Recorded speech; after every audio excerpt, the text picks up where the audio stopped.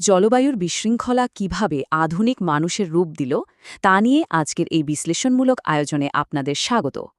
আজ আমরা আধুনিক মানুষের জীবতাত্ত্বিক ইতিহাসের এক অবিশ্বাস্য এবং রোমাঞ্চকর যাত্রায় প্রবেশ করতে যাচ্ছি। তো চলুন সরাসরি মূল বিষয়ে ডুব দেওয়া যাক। এটি এমন একটি যুগান্তকারী গল্প যেখানে আমরা দেখব কিভাবে চারপাশের পরিবেশের চাপ আর জলবায়ুর পরিবর্তন তিল তিল করে আজকের আধুনিক মানুষের রূপ দিয়েছে। আচ্ছা, শুরুতেই একটা মজার প্রশ্ন করি। আমরা আধুনিক মানুষরা কেন এত পিঠে ব্যথায় ভুগি? কিংবা ধরুন মিষ্টি বা শর্করার প্রতি আমাদের এত তীব্র আকর্ষণ কেন? এগুলোকে যদি আপনি নিছক কোনো শারীরিক ত্রুটি বা অসুস্থতা ভাবেন, তাহলে কিন্তু ভুল করবেন।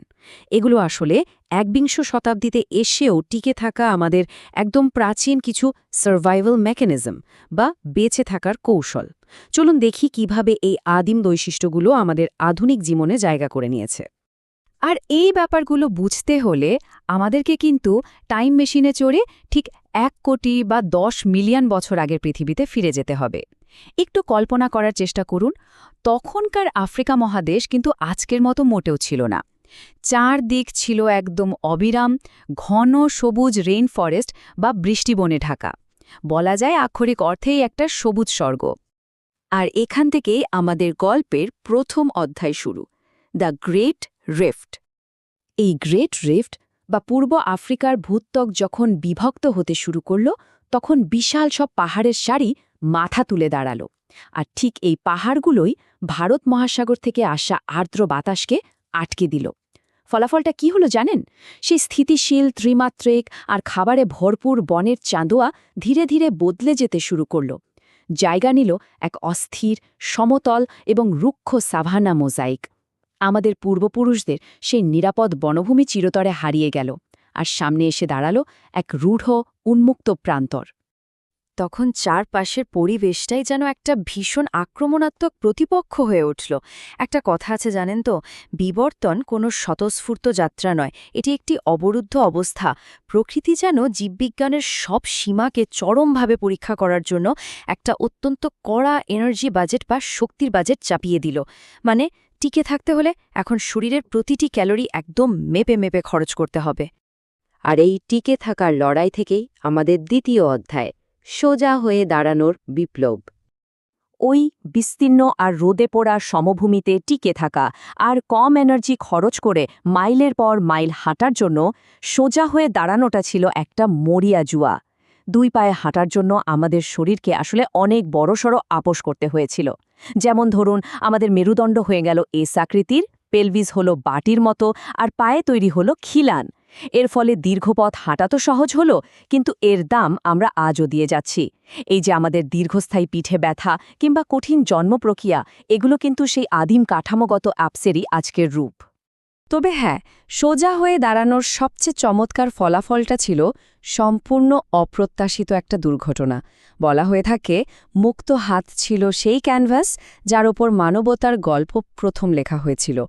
2 পায়ে ভর দিয়ে হাঁটার কারণে আমাদের হাতগুলো চলাচলের দায়িত্ব থেকে একদম ছুটি পেয়ে গেল, আর তখনই হাতগুলো রূপান্তরিত হলো অবিশ্বাস্য সব কাজ করার এক জাদুকরী হাতিয়ারে। একটু হোমিনিনদের বিকাশের টাইমলাইন বা সময়রেখাটার দিকে তাকালে আপনি এর বিশালতা বুঝতে পারবেন। এ ধরুন 40 লক্ষ বছর আগের অস্ট্রালোপিথেকাস, তারপর 24 লক্ষ বছর আগে হোমো হ্যাবিলিস, 18 লক্ষ বছর আগে হোমো ইরেক্টাস, আর অবশেষে মাত্র 3 লক্ষ বছর আগে আমাদের প্রজাতি হোমো স্যাপিয়েন্সের আবির্ভাব।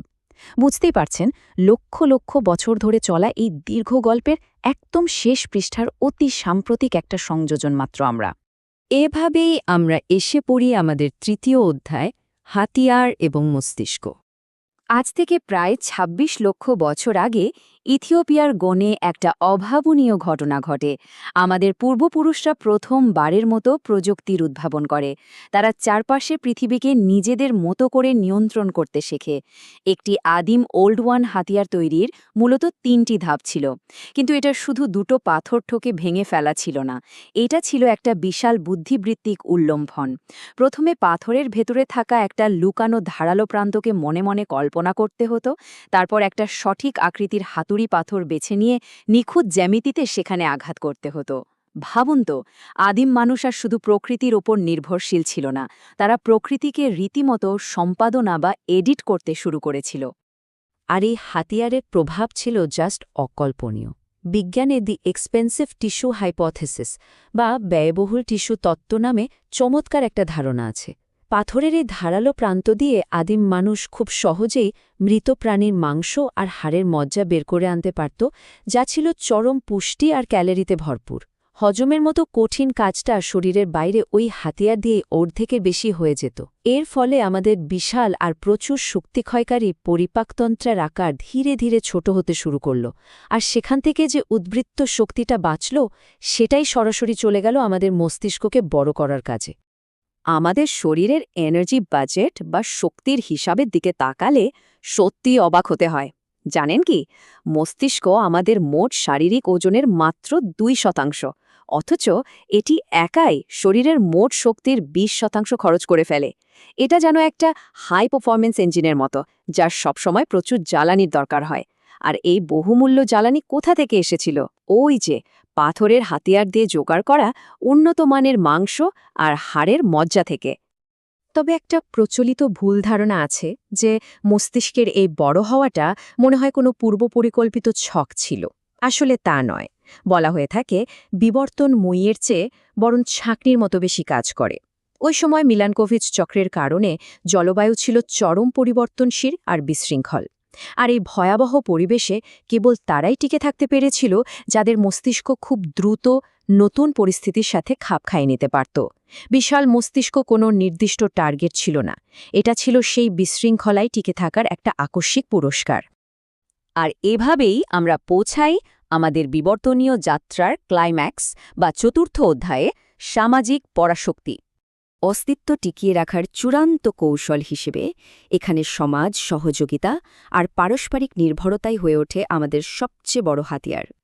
এত বড় মস্তিষ্ক নিয়ে জন্মানো মানব শিশুরা জন্মগতভাবেই ছিল চরম অসহায়, তাই তাদের দীর্ঘকাল ধরে যত্নের প্রয়োজন হতো। আর এখান থেকেই শুরু হল হোম বেস বা আস্তানা কৌশল। শিশুদের সম্মিলিতভাবে লালন পালন করা, শিকারের জন্য একতাবদ্ধ মানসিক মডেল তৈরি করা এবং সবার মাঝে খাবার নিয়মতান্ত্রিকভাবে ভাগাভাগি করে নেওয়ার এই সিস্টেম চালু হল। এই আস্তানাগুলোই মূলত আমাদের সংস্কৃতি ও জ্ঞান হস্তান্তরের প্রথম কেন্দ্রে পরিণত হয়েছিল। এভাবেই আমরা অর্জন করলাম আমাদের সবচেয়ে বড় সক্ষমতা। আমরা পৃথিবীর বুকে এমন এক প্রজাতিতে পরিণত হলাম যারা কেবল গায়ের জোরে নয়, বরং বুদ্ধির জোরে টিকে থাকতে শিখেছে। হোমো ইরেক্টাস তাদের এই সম্মিলিত সামাজিক বুদ্ধিমত্তাকে আক্ষরিক অর্থেই একটা বায়োলজিক্যাল সুইস আর্মি নাইফ হিসেবে ব্যবহার করেছিল। তারা তাদের নির্দিষ্ট গণ্ডির সীমাবদ্ধতা ভেঙে এই বুদ্ধির জোরেই ধীরে ধীরে সারা বিশ্বে ছড়িয়ে পড়েছিল।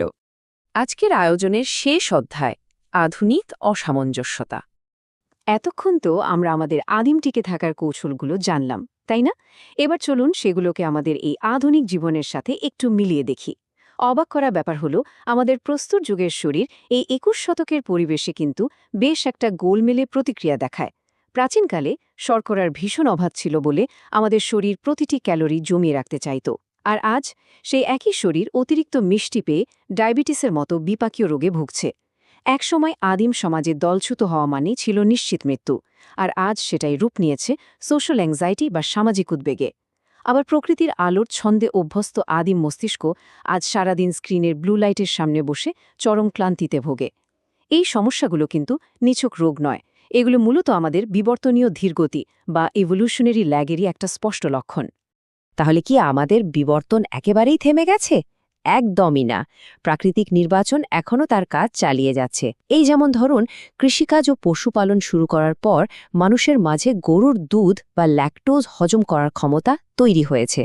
তিব্বতের মানুষরা জেনেটিকভাবে উঁচু পাহাড়ে অক্সিজেনের অভাবের সাথে মানিয়ে নিতে শিখেছে।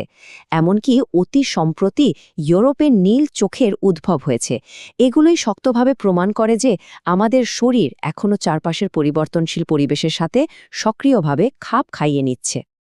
আজকের এই বিশ্লেষণমূলক আয়োজন শেষ করার আগে আপনাদের জন্য একটা গভীর চিন্তার বিষয় রেখে যেতে চাই। একটু ভেবে দেখুন তো, বর্তমানে কৃত্রিম বুদ্ধিমত্তা বা আর্টিফিশিয়াল ইন্টেলিজেন্স এবং জিন সম্পাদনার মতো প্রযুক্তির সাথে যুক্ত হয়ে আমরা কি প্রাকৃতিক নির্বাচন থেকে সম্পূর্ণ স্বনির্দেশিত বিবর্তনের দিকে এগোচ্ছি?